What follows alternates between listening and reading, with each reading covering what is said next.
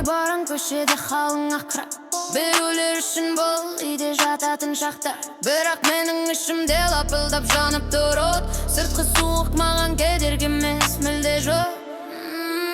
Мені тоқтата алмас табиғаттың мінезі, мақсатқа барар жолды таңдайды адамның өзі.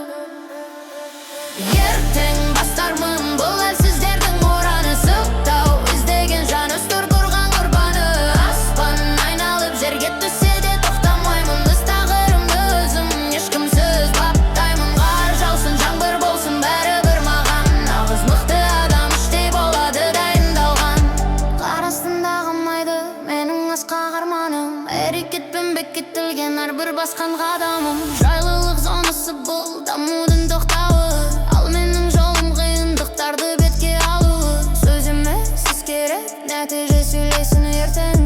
Өзгерісті бастадым бүгін мен үшін үлкен. Ертең бастармын бұл әлсіздердің ұраны, сылтау іздеген жан үстір құрған құрбаны.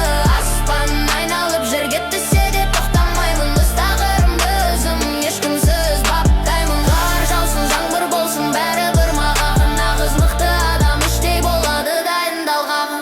Жапалақтап жауған қар мен үшін тек декорация, ал ішкі тәртібім мен басты мотивация. Шаршауды білмейтін жеңіске ұштар жүрек.